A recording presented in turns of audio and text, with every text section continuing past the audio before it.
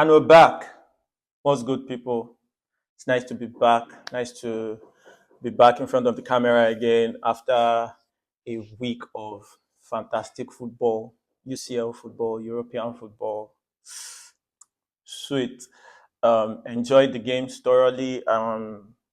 Spent some time watching some games like teams like Olympiacos, Qarabag, Kairat, Sporting, like those kind of games they were very, very interesting with a lot of goals in them.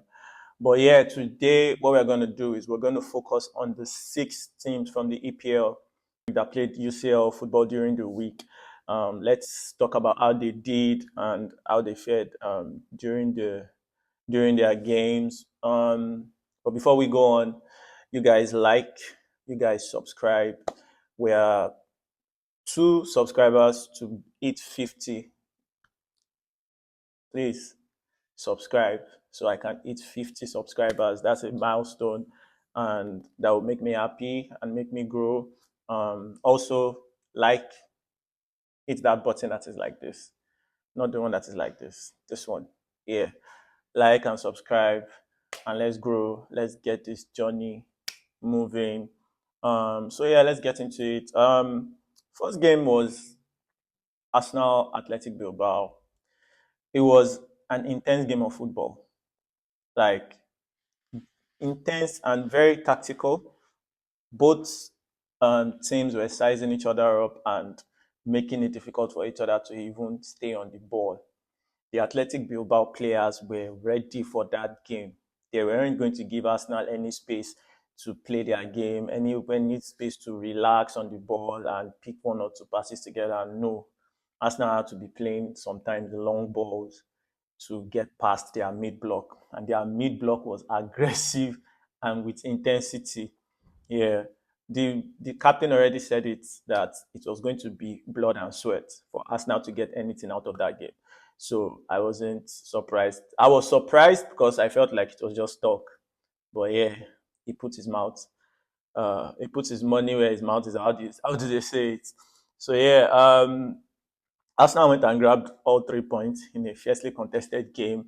It needed the depth of the squad to actually get them over the line. Martinelli had to come in. It was a tactical masterclass from Arteta, if we are being honest, because the game was tight and Arsenal tried to break them down. We had a few chances, but it didn't happen. We couldn't find the back of the net. Madueke was running rings around their defense, but he just couldn't get the final ball right. Gyökeres actually saw blood. Gyökeres got injured. Maybe he was even playing concussed. We don't know, but he had to come off for Trossard, and Trossard came in. Um, Martinelli also came in for Eze, who had a decent game, a bit quiet, but decent. But yeah, he came in and did what he had to do. A good flick from Trossard, put Martinelli through, and he broke the deadlock. And from there, the game opened up. Arsenal got the second, and that was the end of the game. So it was a very impressive away win for Mikel Arteta, who made really good substitutions. And yeah, to win the game and kick off Arsenal's UCL campaign with a very good win away. That's a very difficult ground to play. Very, very difficult. I know they missed their best player, Nico Williams, but they still made it difficult. Yeah, so it was a good win for Arsenal. Let's get into the Liverpool game. Liverpool beat Atletico Madrid 3 goals to 2, and Diego Simeone got sent off in that game. I saw the videos. I think the Liverpool crowd taunted him so much that he lost it, and he should be able to keep his composure in situations like that. But he's human, so I kind of understand that. It was an interesting game. 5 goals. Liverpool took the lead through Robertson, a free kick that deflected, and then Salah got the second goal after Gravenberch walked the ball into the 18-yard box. Liverpool's attack is so fierce and they are so potent, like it's so difficult to stop them. And I know that their fans, low key will be worried that they are conceding so many goals. But I'm sure they will take solace in the fact that their attack is just almost unstoppable. And now that Isaac has even now started playing, Isaac has joined them, it's going to be much more potent than it was before. But anyways, Isaac is 001. 001 now. Yeah, he didn't score. And Florian Vert is now, is it 005 or 004? Chat, remind me, I don't know. But yeah, that's what I'm counting it. I'm counting it. That's yeah, I'm counting it. So yeah, um, it was a good game. Atletico came back into it through Llorente. The first goal I thought was offside, but it was given.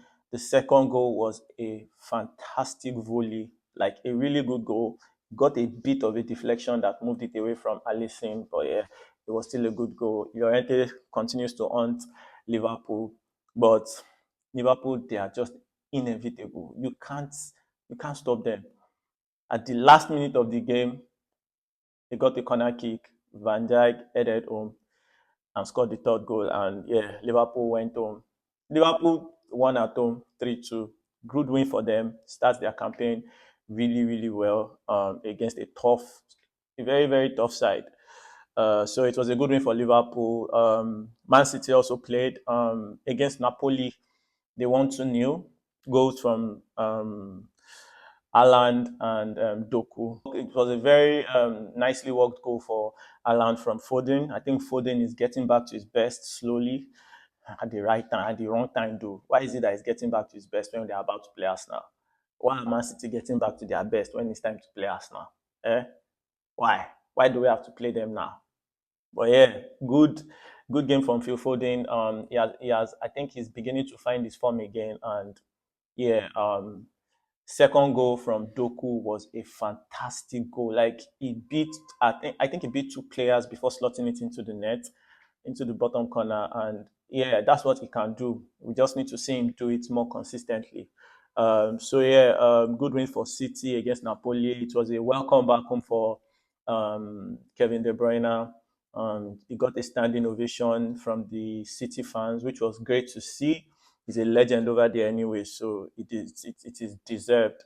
Um, but it didn't last. He played just 25 minutes. I think he got injured and he was taken off.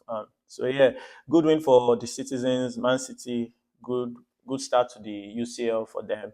Um, Tottenham made their UCL return. Thomas Frank's first game in the UCL as a manager, and they were decent. They won 1-0. It was a lucky, I'll call it lucky goal, a unfortunate event, and the Villarreal goalkeeper would not want to see that again. But yeah, Tottenham worked hard, defended really well. Nicolas Pepe, the former Arsenal player, gave them a lot of problems, but he couldn't just find the back of the net. Yeah, so it was a good win for Tottenham to start up their campaign, and good win for Thomas Frank to boost his confidence and believe that yes, he can do it in the top level.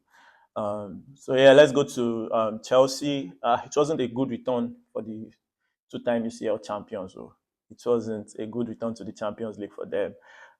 They went away to the Allianz Arena and you know to take on Bayern Munich. It was a difficult game for them.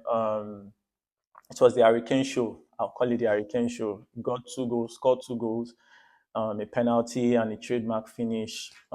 He was born to finish those kind of chances.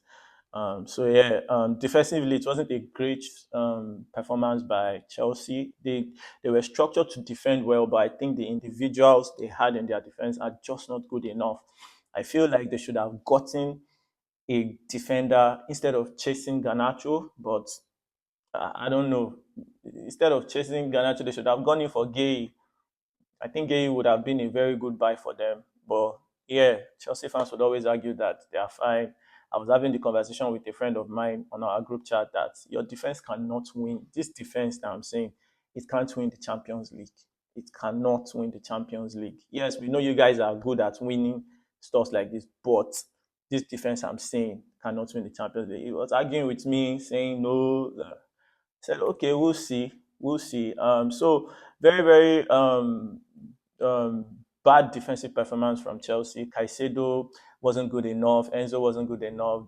The players that could hold their heads up, like Palmer, Cucurella, it was decent. They were both decent. Palmer got scored a very, very cold goal, like he always does. And he's just a baller, man. You can't. He's just great at football, guys. He does it effortlessly. It was a really good goal. He scored another one, but it was offside. So yeah, good win for Bayern. Not a good day at the office for Chelsea. So games like that of Chelsea just makes me understand why Arteta plays the way he plays, and people should actually grab that by now, because Chelsea went to the Allianz Arena, played open football, expansive football, tried to attack, which was good. But what it did was open them up at the back. And they don't really have defenders that are individually really good like that. They have a good defensive structure, but those players are not. They are not as good as, say, the defenders of Tottenham, the defenders of Liverpool or Arsenal. Do you get? Arsenal's defense is really good. Arsenal's defensive depth is really good. In fact, the backup players, the backup centre backs for Arsenal, I would say and argue that they are better than what Chelsea have right now in their starting 11. So I feel like what they should have done was go to Bayern Munich's ground, set up in such a way that it will make it difficult for Bayern to score, like what they did against PSG. PSG couldn't penetrate their defense. They played a very, very strong mid block, right? That made it difficult for PSG to penetrate their defense, right? And they hit them on the counter. But they went to Bayern and they were playing expansive football, and they were most times caught making mistakes and they conceded goals. So this is why Ateta plays the way he plays. And you don't expect Ateta, who has now played two Champions League seasons, to have the kind of mentality that Maresca has. Maresca is still a bit naive, if you ask me, and he needs to understand that you have to be defensively strong, especially when you go away. If you want to get anything from the games, you have to be defensively strong. So yeah, that's what I think. That's what I feel like Chelsea should have done, and I praise Arteta for that. I give him his flowers, and I hope people get to understand some of these things. Let's move on to Newcastle. Newcastle played Barca, and I expected it to be tough. I expected Newcastle to fight and give Barca a very tough game. I expected them to give Barca a very tough game, but at the end of the day, the quality of Barca shined through, and a man that was coming back to the English soil came back to haunt Newcastle and got the two goals. Marcus Rashford, after all the belittling, bashing in the English media, not wanting him to play for Barcelona and all that, wanting him to go to a lesser club and just not wishing the guy well. He came there and he shut them up with a with an amazing second goal. The second goal was a banger. I think that was the best goal that was scored in the Champions League this week. Yes, and it was scored by Marcus Rashford. So it was a good try for Newcastle. They gave it their all. They defended very well for most parts of the game, but at the end of the day, the quality in attack for Barca was stronger than what Newcastle had. They had their chances, Newcastle, but they couldn't finish. If they had scored first, it should have been more difficult because then they would have something to defend.